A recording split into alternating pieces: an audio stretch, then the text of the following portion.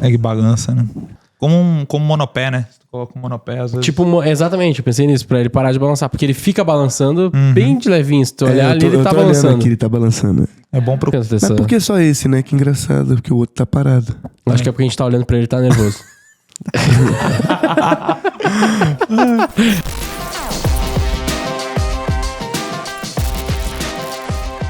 Aqui, @o Guilherme Lippert. Minha expectativa pra esse episódio é descobrir se vai ter alguma novidade ali no nosso processo de vendas aqui da V4 pra vender mais no B2B. Aqui é @João Pedro e eu quero entender como conseguir clientes lá fora, né? Como é que é esse processo de vender pra gringo? Aqui é @PabloAclainS e a minha expectativa pra hoje é que todo mundo saiba como vender globalmente, porque aí é onde tá a sacada. Vender em dólar é muito melhor, né? Muito melhor. Vamos lá, vamos descobrir isso aí. Vamos lá, então.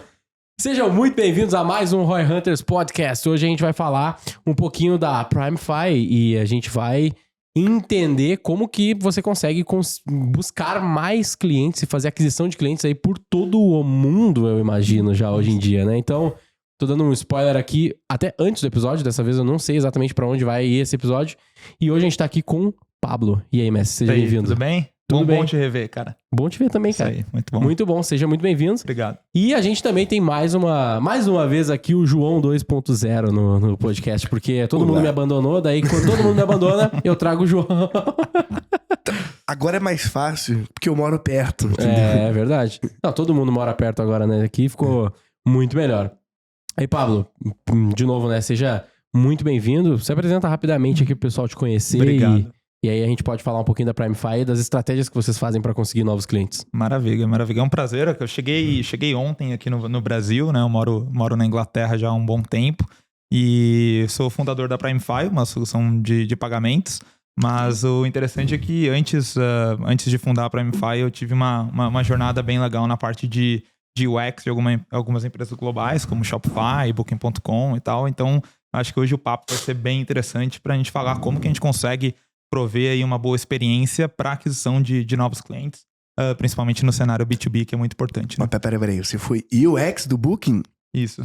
Caramba, o Booking pra mim ele é uma referência master de UX, porque eles basicamente, quase que meio que inventaram os gatilhos de, tipo assim, tem outras 7 pessoas olhando junto com você, sabe? Aquelas coisas de UX, é genial. A gente usa nas palestras, a gente sempre usa eles como exemplo disso. Foi realmente uma ótima tática e experimento que a gente fez na época, porque a Booking.com, ela tem uma estrutura de análise de teste AB, quantitativo e qualitativo, e a gente fez muito teste na época para validar essas ações, né, enfim, são princípios de user behavior, e a gente conseguiu aumentar a taxa de conversão de uma maneira muito positiva, né? Então, o UX ele pode ser utilizado não somente para tu construir produtos bonitos, mas eficientes. Se tu olhar, propriamente dito, a página da Booking.com até hoje no web não é tão bonita em questão de produtos, mas ela é muito eficiente, ela converte muito bem. Então, ali é um ótimo exemplo. Fala pra mim, é mentira que aqueles 7 pessoas estão vendo agora? É verdade, é verdade. É muito tráfego, né? Faz muito sentido. Né? Exatamente. Não, e é muito legal, né? Você poder participar de uma coisa que literalmente mudou o UX pra sempre, né? Isso é um case que hoje é muito raro você ver um site de hotelaria ou de passagem aérea que não use alguma desses gatilhos ali de escassez, de urgência. E é muito doido você pensar que realmente não existia antes. Aí alguém criou e aí agora todo mundo usa. Algo totalmente inovador. E por isso que o teste, dentro da Booking, é uma cultura muito forte. Nunca você vai ver um PO ou algum líder dizendo não para um teste. Eles são muito abertos a isso. Se o teste falhou dentro de um sample size, né, dentro de uma volumetria, daí aquilo é descartado e tá tudo bem, vamos testar novas coisas. E isso funciona muito bem. Como que é, só rapidamente, assim, esse papo de teste, né? Como que vocês determinam não quantificam, mas como que vocês decidem a hora de fazer um teste? Quantos testes são feitos em simultâneo? Como que é isso? E só pra completar, como é essa equipe do teste? Ela é uma equipe apartada só de teste? Que consegue fazer o teste 100% ou ela vai fazendo chamadas para as outras equipes? Legal, eu vou dar um exemplo de uma empresa que vai ajudar aqui a todo mundo entender.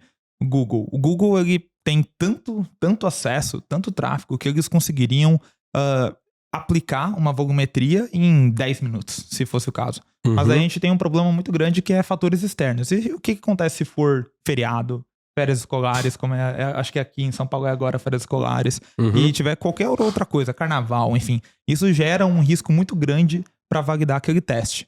Sim. Então, quando a gente fala do sample size, tem um cálculo que se aplica sobre quantidade válida para você metrificar e tornar aquele dado forte o suficiente. Sim. E também dentro de um prazo. Geralmente é no mínimo 7 dias para você conseguir fazer essa validação. Então, quando nós olhamos, por exemplo, a Google, a Booking ou grandes empresas, a Airbnb, enfim, eles utilizam dessa estrutura para fazer testes escalonados. Então, eles colocam 0,3% do público para testar aquele produto. E, naturalmente, todas as validações demográficas que precisam ser aplicadas. Então, vou dar um exemplo. Hoje o WhatsApp, né, já foi determinado que o Brasil é um dos principais países do WhatsApp para quesito inovação.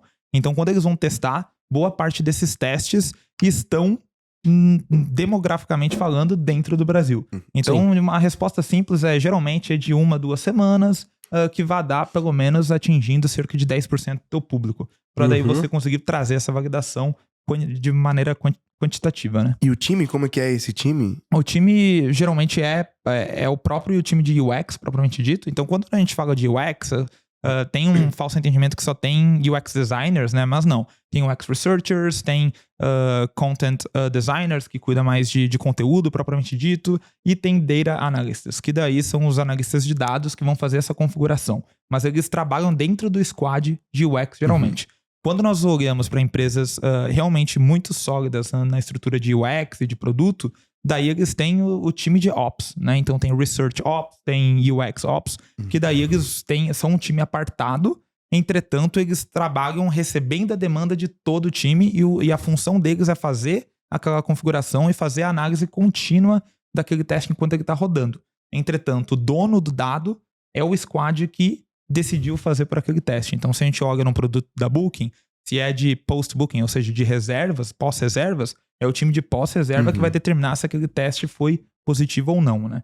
Mas funciona de uma maneira muito sólida em algumas empresas, e eu acho que aqui no Brasil está começando a ter casos positivos para fazer essas análises, principalmente focado em marketing, com foco em venda. Eu acredito que isso funciona de uma maneira que promove o UX no fim, né? Porque conversão, enfim, é tudo, né? Pra quem não tem, assim, um budget tipo da Booking ou do Google, ou até um tráfego similar ao dessas empresas, tem alguma dica pro pessoal começar a gerar melhores testes, ou pelo menos começar a fazer isso de uma forma mais eficiente?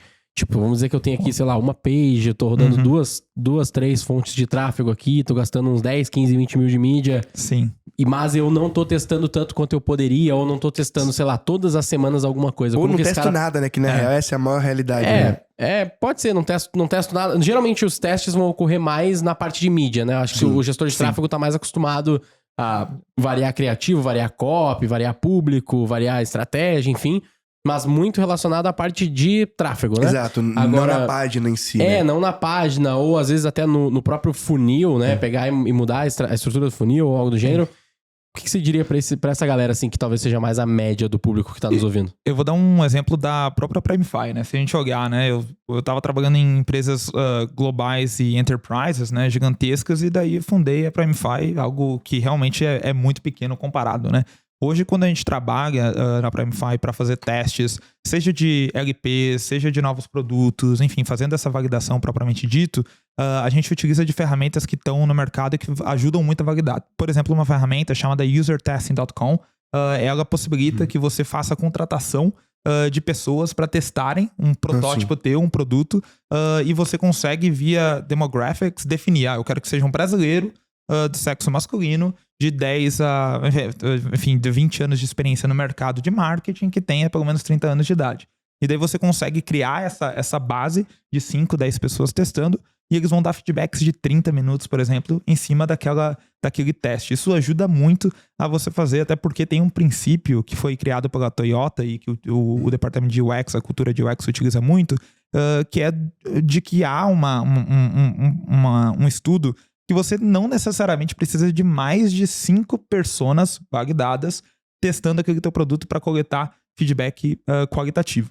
Então, se você roda via usertesting.com como uma startup, com 5 usuários corretamente demarcados, você já vai conseguir fazer muita coleta de taxa de conversão. Interessante. Isso na parte qualitativa. E na parte quantitativa, hoje, enfim, já temos várias plataformas que possibilitam você fazer, enfim, próprio Facebook possibilita isso, né? Quando vai fazer uma ação de marketing pago, é você rodar teste AB naquele anúncio propriamente dito. Então, eu diria que é muito, muito interessante isso para que a gente consiga fazer o estudo daqueles resultados, estudo daquelas métricas, que acaba funcionando bastante também. Então, isso é mais ou menos o que hoje na PrimeFi a gente faz. Até lá atrás, antes do Looking Ahead, de a gente subir no palco, eu lembro que no meu time de UX entrevistou o Gustavo, entrevistou um time da V4 para entender quais eram as dores que a V4 tinha quando falava de pagamentos, falava de investimento em mídia, porque isso é uma questão que a gente se preocupa muito. Como que eu consigo entregar um produto de qualidade? Porque dessa maneira o ROI ele acaba sendo muito mais justificável, porque a gente cria um produto e entrega ele com qualidade propriamente dito, né? Total. E para quem tá muito embrionário mesmo, criando uma startup, eu diria que é o clássico: chama os amigos, chama a tia, chama a mãe, que não tem bias nenhum, não é enviesado, não tem aquele entendimento sobre da tua tecnologia, teu produto, e pede para ele te falar o que ele entende do produto.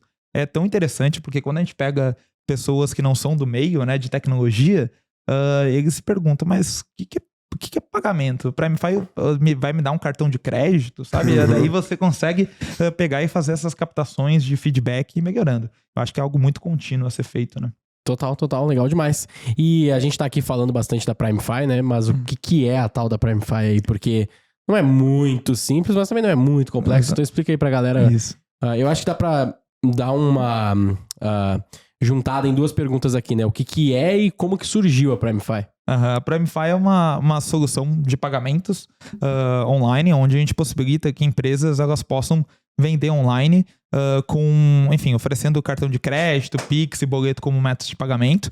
Legal. E hoje a PrimeFi ela tanto tem clientes no Brasil quanto tem clientes fora do Brasil. Hoje a gente tem clientes estrangeiros que nem tem uma entidade legal aqui. É como se eu quero fazer uma cobrança ou eu quero fazer um pagamento mesmo? Tipo, quero fazer uma cobrança. Então, dando um exemplo, vamos dar um exemplo prático aqui. Brasil, a gente tem como cliente Flow Podcast, G4 Educação, Cubo Itaú, própria V4, WFP, que é uma ONG da ONU, Cidade Alta, enfim, várias marcas conhecidas que eles utilizam da PrimeFi para receber pagamentos digitais. Então, eles integram via API, por exemplo, a PrimeFi para vender online. Fazer venda de, enfim, cursos digitais, enfim, tudo dentro do seu próprio segmento, né? E daí nós temos tantos clientes que fazem uma integração via API, que é um exemplo da V4, exemplo de clientes que eles se preocupam em dar uma experiência white label para os seus clientes, então com a marca V4, mas nós temos clientes, por exemplo, como a Cubo Itaú, que não tem essa necessidade. Então eles acessam o nosso dashboard, criam um link de pagamento e com esse link de pagamento vendem online, né, para fazer a cobrança das mensalidades das startups. Então isso a gente consegue via a nossa solução de captura de pagamentos oferecer esse dinamismo. Legal, então qualquer tipo de cobrança digital é o que eu vou estar usando a PrimeFi para resolver isso. E como que surgiu? A PrimeFi? Da onde que surgiu isso aí? Qual foi a tua ideia? Uma boa pergunta. Eu tava ainda no Rio Grande do Sul quando eu fundei meu próprio negócio de e-commerce. Era 2008, eu acho, 2007. Que daí eu tive essa dor de fazer uma integração. Na época era Magento 1 era muito, muito antigo. E não tinha integração com nenhum meio de pagamento. E daí com isso, enfim, eu comecei a vender online para o Brasil todo. Foi uma empresa que cresceu de uma maneira muito positiva. Fiz o exit dela. E ali eu aprendi muito sobre na época nem era UX, né? Era web design, né? Então, como que eu conseguia criar uma loja que convertia, propriamente dito. E daí com isso, após essa venda, eu decidi fazer me dar mais um foco corporativo e entrar nessas empresas que eu acabei comentando. E daí eu trabalhei muito em produto financeiro, da Booking, da Shopify, várias casas de investimentos lá fora. E eu fui captando muito dessa... Você morava no Brasil nessa época ou você já morava fora? Morava no Brasil, mas eu saí do Brasil já faz uns 10 anos. Eu morei no Canadá, morei em alguns lugares. E lá nessas empresas, sempre trabalhando em produtos financeiros, com foco em UX, eu percebi que era uma dor tanto de pequenas empresas quanto de empresas gigantescas oferecerem métodos de pagamentos locais no Brasil. E daí com isso, eu enfim, adquiri essa experiência nessas grandes empresas e percebi que tinha uma dor muito presente no Brasil de oferecer pagamentos cross-border, né? Para pagamentos internacionais. Sim. E daí foi aqui onde eu decidi fundar a PrimeFi, trazendo toda essa experiência global para dentro do Brasil. E algo que foi muito interessante, que a gente conseguiu ter uma alavancagem muito rápida e aprendendo e crescendo daquele jeito, né? Aí que tá, isso que eu quero já ouvir, assim, da alavancagem, né? Porque é 100% B2B, então vão ser empresas que precisam fazer cobranças, enfim, para outras empresas ou outras pessoas que vão comprar dessas empresas. E como que tu faz hoje em dia essa aquisição de clientes? Quais são as estratégias? Quais são os seus principais canais? Como que você teve essa tal alavancagem aí muito rápida? Legal. Os seus clientes globais, eles são clientes que tinham outra solução cross-border no Brasil e você substituiu para você? Ou você captou pessoas que estavam vindo pro Brasil e ainda não tinham uma solução? Show. Eu diria que, respondendo a tua pergunta primeiro, que muitos dos nossos clientes estrangeiros, que não têm uma entidade legal aqui, eles nem sabem direito do Brasil ainda. Eles olham o Brasil como... pensando aqui na Europa, eles olham o Brasil como Canadá, como Índia. É um país muito distante que é muita burocracia entrar nesse mercado, muito investimento. Então, quando nós vamos ter um sales pitch ou até mesmo uma divulgação da nossa marca, tem que estar correlacionado à divulgação do Brasil. Falar que eles podem entrar no Brasil sem grande investimento, falar que é um mercado gigantesco, tech-savvy, que gosta de tecnologia, 220 milhões de pessoas. Caramba, você vende literalmente, tipo, vai pro Brasil. Exatamente, a gente vende isso. E daí a primeira pergunta deles é, ok, qual é a taxa de setup de vocês? Quantos, enfim, milhares de libras vocês querem para fazer essa expansão? E daí a gente teve que quebrar várias barreiras. Então hoje a gente não oferece taxa de setup, não oferece, enfim, mensalidade para tentar quebrar essa objeção inicial dessas empresas. Então, dessa maneira, a gente consegue ter uma adesão muito mais qualificada desse time. E quando a gente olha, por exemplo, vou dar um case bem interessante. Quando a gente olha Portugal, eles já sabem um pouco do Brasil, porque tem muito brasileiro lá. Então, quando a gente fala de Portugal, empresas portuguesas, o que a gente vende para eles? A gente vende, por que você não oferece Pix como método de pagamento na tua loja, no teu site? Porque tem 10% da população portuguesa é brasileira. Às vezes é o cara que acabou de chegar em Portugal, não tem uma conta bancária portuguesa ainda, ou ele tá turistando em Portugal e quer comprar um notebook mais barato, porque lá é muito mais justificável, né? Então acaba que Portugal já é uma cultura um pouco diferente, porque eles já conhecem o Brasil, a gente tem que trazer a facilidade pra eles. Eu vi um caso assim também de uns colegas que estavam na Argentina e falaram que lá tinha vários lugares que eles estavam Pix também. Exatamente. Então é bem isso. Então tem países que já tem esse conhecimento da cultura brasileira. A única coisa que tu tem que vender é a facilidade. E já para outras empresas mais estruturadas, e britânicas, italianas, enfim, daí você tem que falar do Brasil. Porque é uma cultura que tá acostumada com 2% de crescimento de faturamento ao ano. Sei lá, lá em Londres, por exemplo, ou onde você tá hoje, é muito comum de tu conseguir empresas que vão colocar o Pix lá, pra ter mais um meio de pagamento para brasileiros que vão usar o Pix e comprar por lá mesmo. Isso tá sendo uma estratégia da PrimeFi, que é o que a gente tá chamando de Pix internacional, que a gente consegue disponibilizar um método de pagamento Pix lá em Londres. E daí eles vão receber isso porque a PrimeFi ela faz a captura em Pix, faz o câmbio em tempo real alinhado ao Bacen, já com fechamento. E essa loja, se ela vende por 100 libras um tênis, ela vai dar 500, 600 reais, por exemplo, ela vai receber 100 libras garantido. Então, para ela, é apenas nada, novo, é só uma facilitação, só mais um canal, vamos dizer assim, ou mais um meio de, mais um meio de pagamento ali pra ela. Exatamente. Então, isso é muito legal. E no caso de um cliente internacional que você convenceu no Brasil, ele provavelmente, sei lá, já tinha alguns clientes brasileiros, só que esses clientes eram debitados em dólar. E aí, quando ele entra na PrimeFi, eles vai debitar em BRL ali pro cara. A gente tem um case bem legal, que é a Voar Mais. Ela é uma franqueadora de turismo. Então, ela tem mais de 100 franquias aí espalhadas pela Europa. E eles oferecem, até então eles ofereciam, a venda em euro. Então o brasileiro que estava querendo se mudar para Portugal, ele tinha que pagar a passagem aérea dele em euro e acaba que o IOF, enfim, a conversão bancária não é tão... né? Acho que no cartão de crédito, né? 6,38. Sem contar o câmbio excessivo, né? O spread excessivo do banco. Sim. E daí conosco, eles fazem essa conversão, vamos imaginar aqui uma passagem de 1.000 euros, faz essa conversão para real, paga apenas 0,38% de IOF, com um spread muito mais atrativo, com os métodos de pagamentos locais no Brasil, para poder pagar Pix ou cartão de crédito parcelado, porque lá fora não existe isso, né?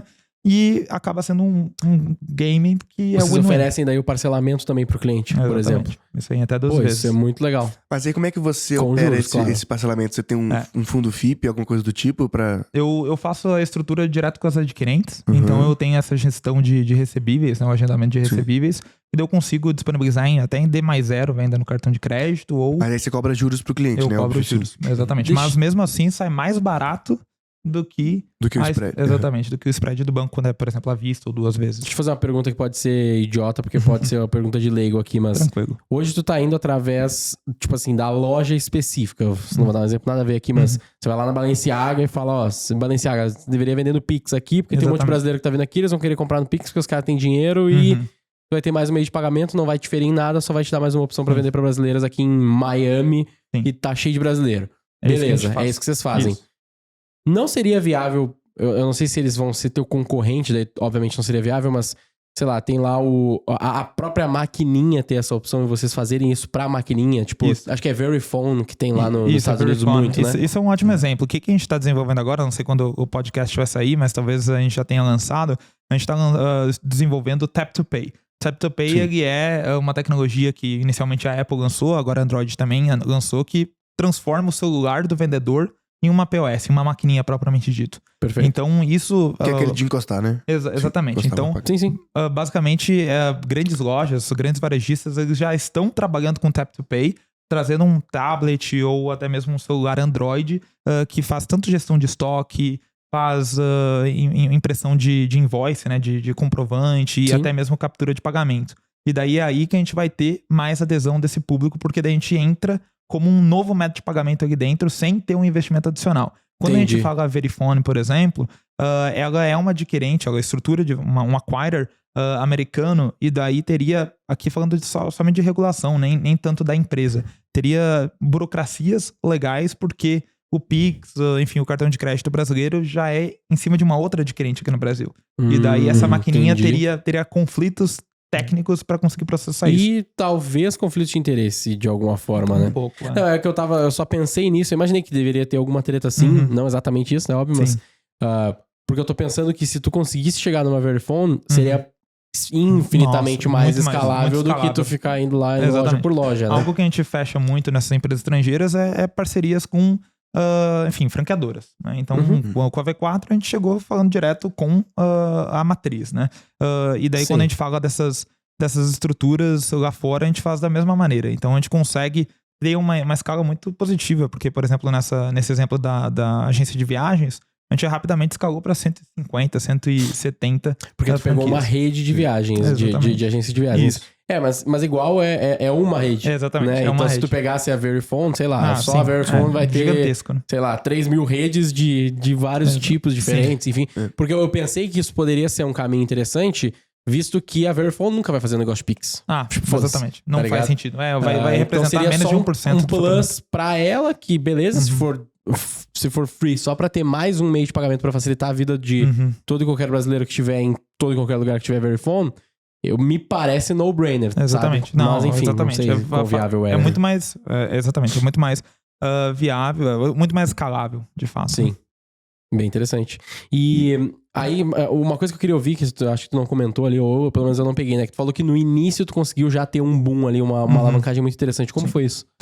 Esse é um ótimo ponto, porque dentro, quando a gente fala de pagamentos no geral, a gente tem um problema muito prático, que as empresas, elas não necessariamente buscam e se interessam tanto sobre soluções de pagamento. É a mesma coisa com contabilidade, é imposto, é um negócio meio chato, assim, no geral. Não é sexy. Exatamente, não é sexy. Não é que nem a V4, muito positivamente, construiu uma cultura muito clara sobre o valor que vocês entregam. Quando a gente fala de pagamentos, a gente tem que explicar pro time sobre a economia ou sobre a maior taxa de conversão. É um pouquinho diferente a pegada ali. Sim. É tipo no México que tá funcionando já, exatamente. né? Às vezes a gente perde uma venda ou outra, mas faz parte, sabe? Então, a gente teve um problema natural dentro do setor B2B, que é fazer o nosso produto ser interessante. Então, a gente focou de uma maneira muito específica em entrega de experiência com foco em taxa de conversão.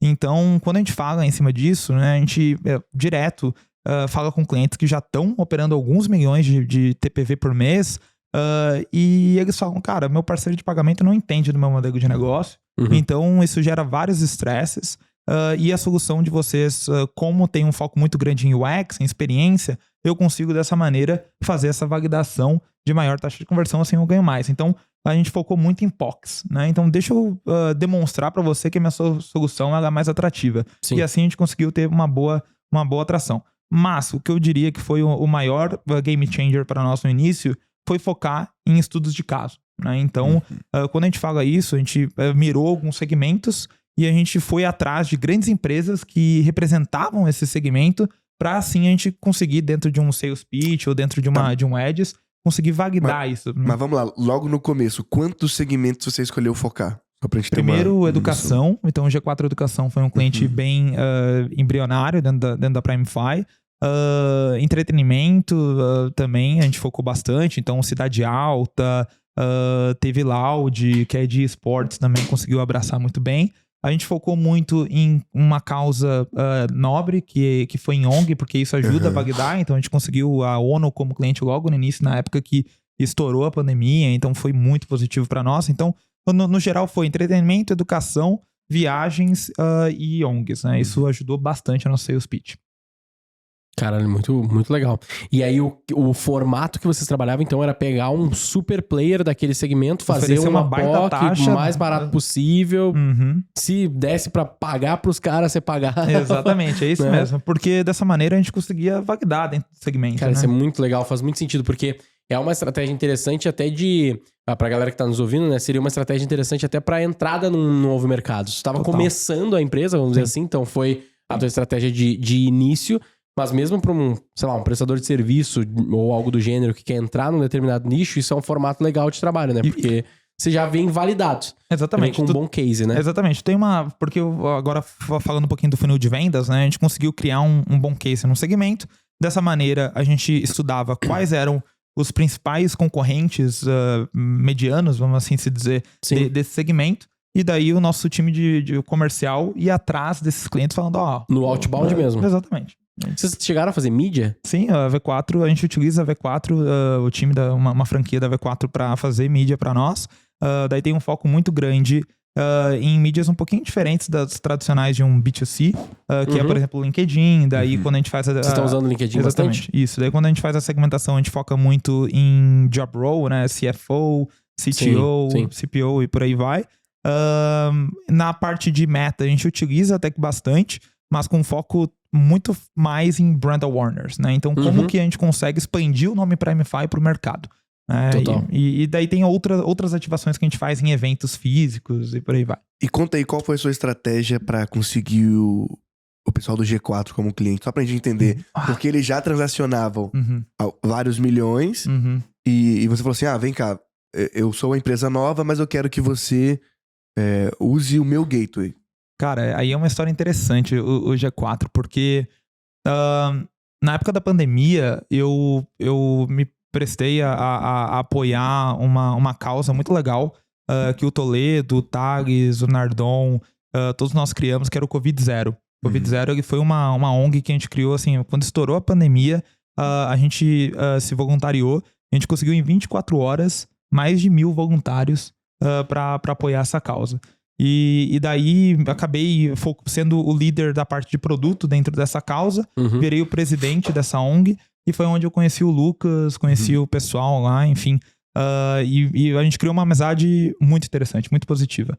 E nesse caso aí do G4 Educação, eu cheguei pro Lucas, já conhecia ele e falei, Lucas, eu quero oferecer a PrimeFi como solução, eu bato qualquer precificação, eu quero de fato garantir que eu consiga resolver uma dor de vocês. E daí, inicialmente, dentro do G4 Club, a gente conseguiu ter uma boa adesão, né? Então, eu diria Você entrou no clube. Exatamente. Então, eu diria que a forma de adesão do G4 foi mais, assim, por eu já ter trabalhado numa causa com o Toledo, com o time todo, e acabou sendo uma porta... Foi networking. Exatamente, Mas networking. o clube já existia ou era o que eles estavam existia, Okay. já existia. Mas aí você entrou como uma solução pra um produto. Hoje você faz todos os produtos? Isso, hoje a gente faz produtos digitais com eles também, alguns outros produtos. Então, Então o foco muito ali, naturalmente, foi mais networking, mas também muito de credibilidade de produto, né? Enfim, o Lucas, o time, são 3, 4 profissionais e ali eles têm um formato muito democrático, né? Então, assim, se for um produto bom, vai ficar aqui. Então... Meio de pagamento, assim, tem milhões de meios de pagamento. A gente tem, sei lá, Pagar.me, tem Stripe, tem Mercado PayPal, PagSeguro, fora outros B2Bs. O que você usa pra se diferenciar, assim? Porque meio de pagamento por meio de pagamento, isso é um pouco commodity. Exatamente. Então, eu brinco que maquininha não vende mais. Porque teve a guerra, né, das maquininhas, inclusive, né? Que aí todo mundo teve que se degladiar por preço. Aí ficou até meio difícil você identificar ali uma diferença entre as empresas, né? Porque tava todo mundo só competindo, tipo assim, eu tenho a menor taxa. Exatamente. Então, hoje o foco é muito em experiência em produto. A gente tem várias negociações que nós ganhamos sem ter a melhor taxa. Então, como que a gente consegue isso? A gente consegue sentando com CFOs, com CTOs e demonstrando para eles tecnicamente que conosco, com a nossa solução, eles terão uma economia, seja de consumo de API, seja de taxas escondidas. Tem muitos competidores na PrimeFi hoje que eles cobram muitas taxas escondidas. Normalmente no parcelamento, né? Por exatamente. exemplo. Daí cobra taxa excessiva de saque, cobra taxa de estorno, ou quando há um estorno, eles não devolvem a taxa deles. Sim. Então, quando você coloca... dificulta na disputa do chargeback. Né? Exatamente. Daí, quando você coloca isso num economics anual, fica até fácil mostrar que a gente tem uma taxa um pouco mais cara, mas no final do ano operacional, do balanço, a gente é mais barato do que eles. Então, isso é uma questão que a gente consegue por ter uma taxa muito transparente. A gente não cobra mensalidade, não cobra saque, é algo realmente transparente. Então, a gente já ganha um bom espaço trazendo esse pitch de taxas transparentes. E o segundo é na parte de produtos.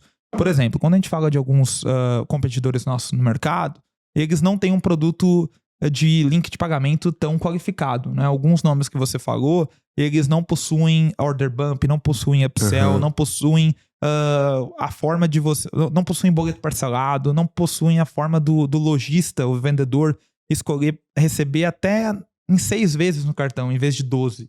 Né? Então, dentro do produto de link de pagamento, hoje a gente tem mais de 20 funcionalidades que permitem cada cliente... Então você fez um checkout builder ali. Exatamente isso. Isso ela conseguiu oferecer e atender muito bem tanto o varejista, né, o produto físico, quanto o produto digital.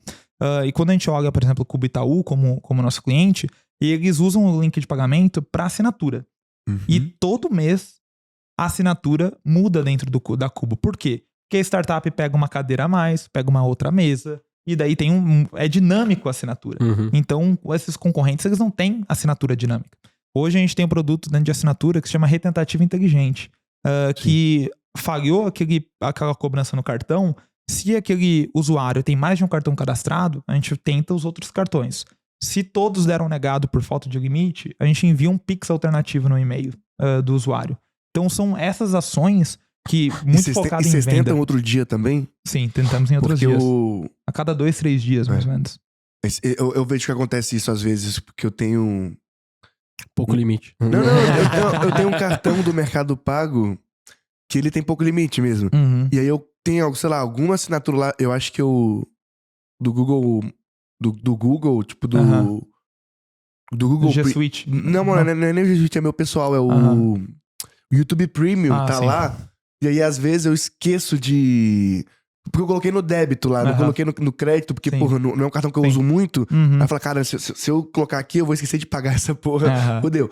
E aí, às vezes, eu vejo que ele tenta, não dá. Tenta, não vai. Eu recebo uma notificação, tipo assim, adicione saldo. Aí eu adiciono o saldo no débito ali. Sim.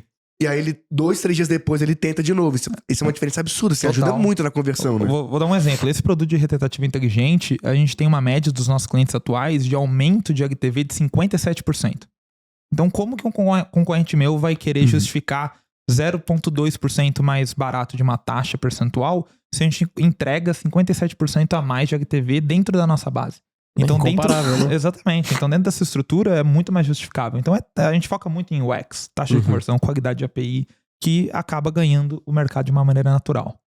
Bom demais. Eu queria voltar ali no aspecto de estratégia só para entender qual que é o teu maior canal de aquisição hoje. É o outbound mesmo? É o outbound e referral.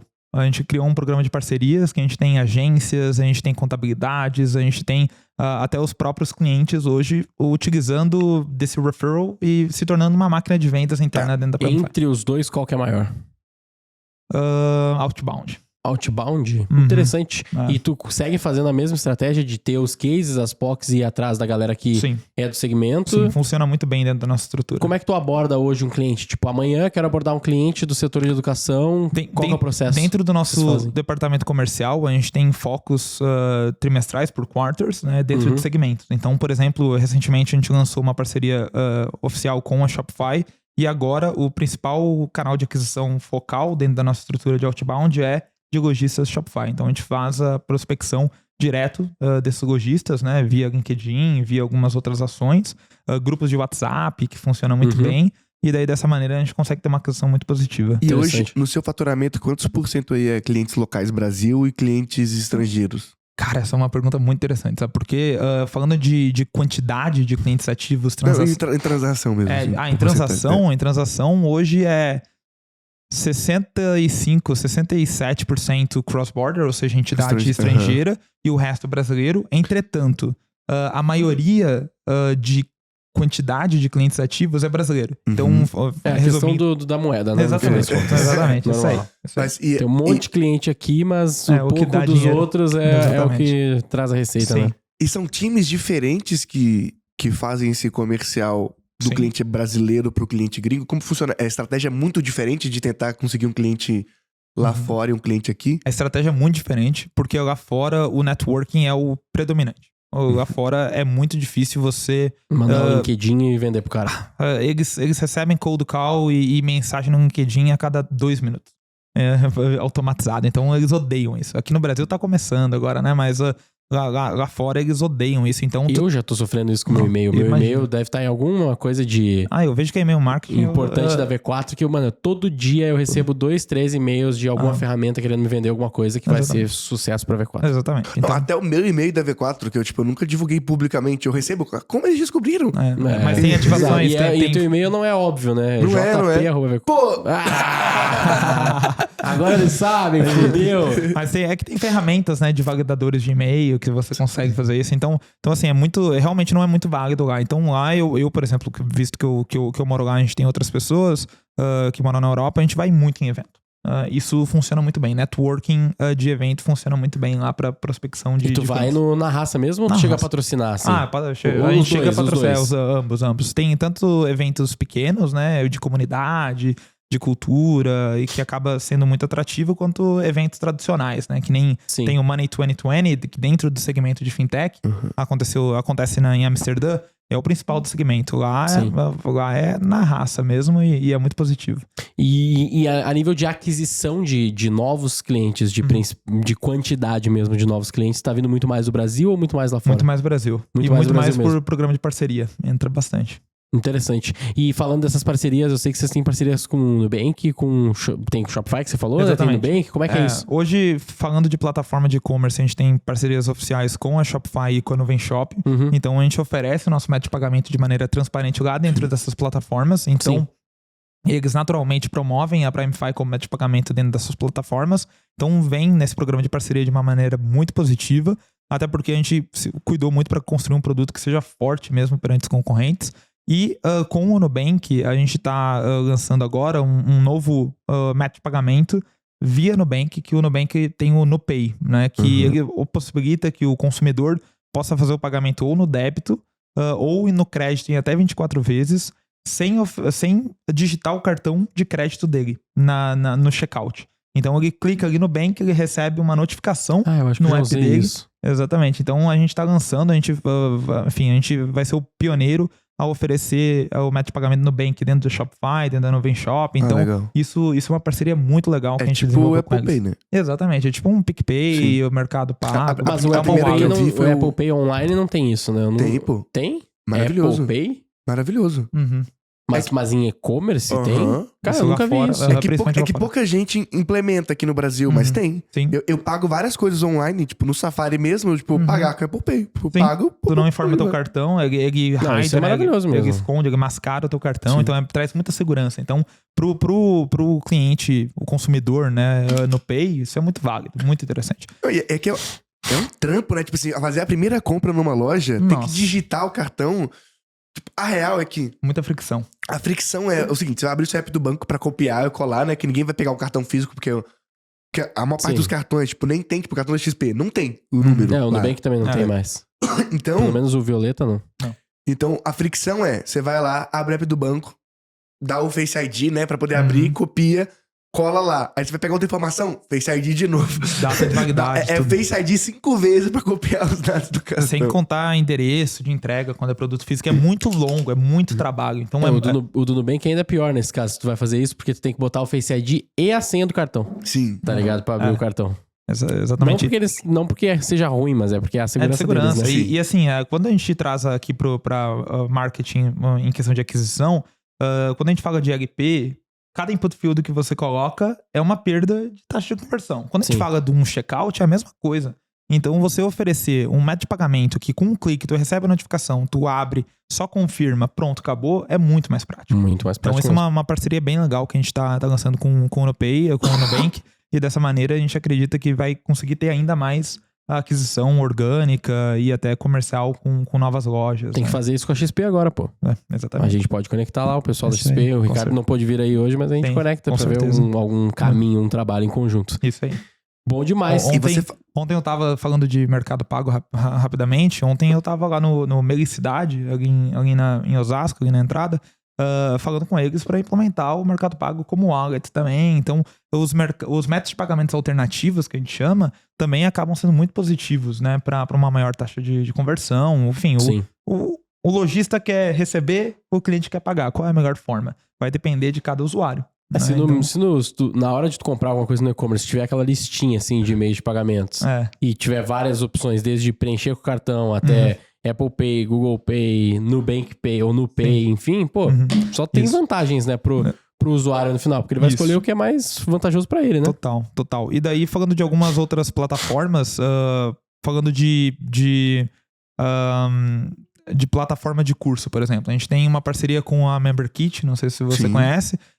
Eles, enfim, A tem... D4 usa, inclusive. Exatamente. MemberKit, sim. Isso, enfim, eles são excepcionais. Enfim, o fundador lá até se tornou um amigo meu depois, muita gente boa.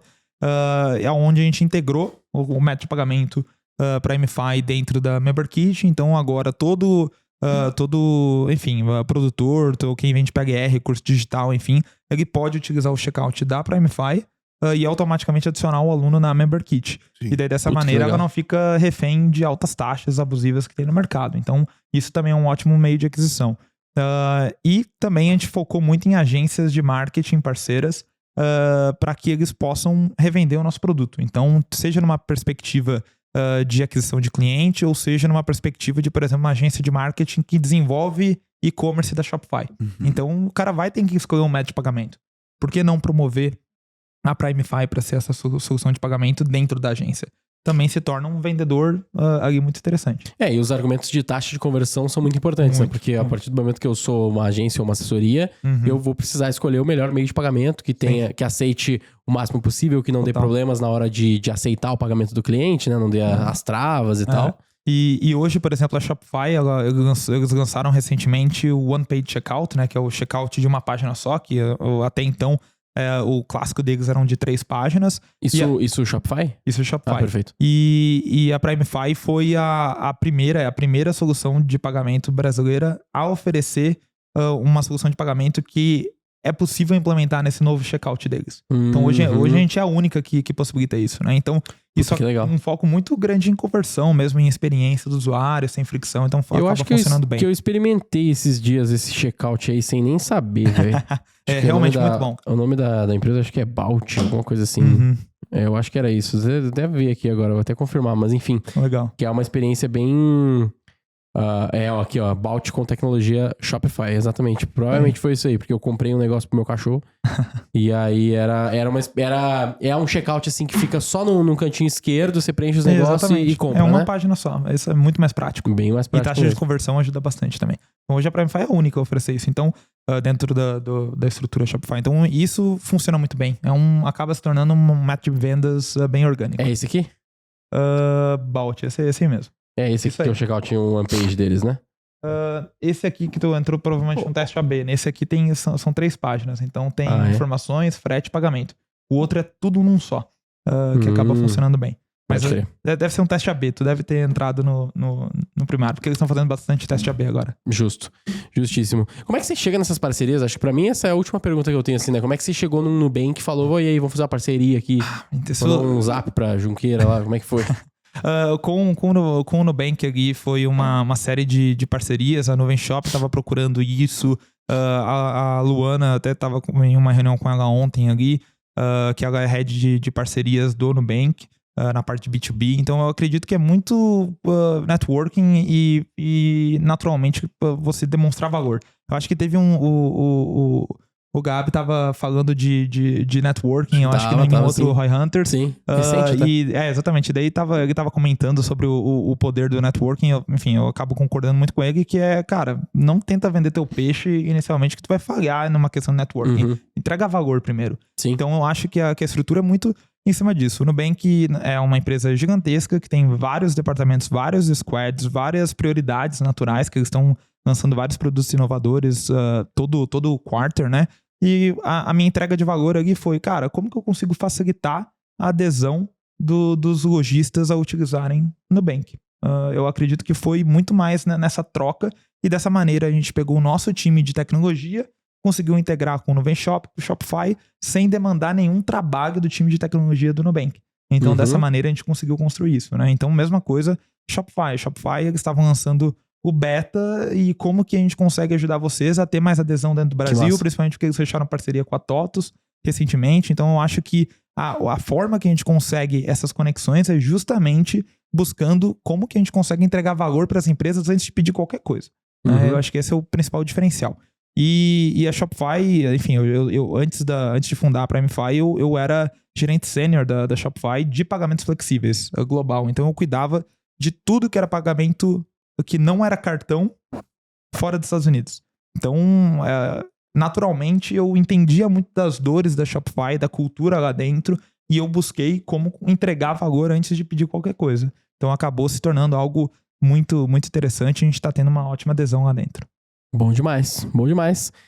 Tem alguma mensagem final que você queira deixar pro pessoal aí que tá te ouvindo e te vendo agora também? Experimente a Primefy. É gratuito, sem mensalidade, é muito fácil de integrar, seja você vendendo por link de pagamento, ou se você é um lojista, ou se você quer fazer a integração via API. É uma solução de pagamento que possibilita tanto você vender no Brasil, como a gente está lançando agora. Não sei se a gente vai já ter lançado, mas a gente vai possibilitar que empresas brasileiras elas possam vender para 130 moedas estrangeiras sem a necessidade de abrir uma empresa lá fora. A gente vai, por exemplo, capturar esse pagamento em dólar, em libra, fazer essa conversão imediata e disponibilizar em real na conta bancária desse lojista aqui no Brasil. Então, basicamente, com a Primefy você pode vender no Brasil com Pix, com métodos de pagamentos alternativos de uma maneira muito eficiente, como também pode vender para o mundo, né? Então, esse é o nosso principal diferencial competitivo agora para essa virada de ano, e a gente está muito animado com isso. Então, por isso que eu digo, se precisar, me chama no LinkedIn, que vai ser um prazer a gente demonstrar para vocês.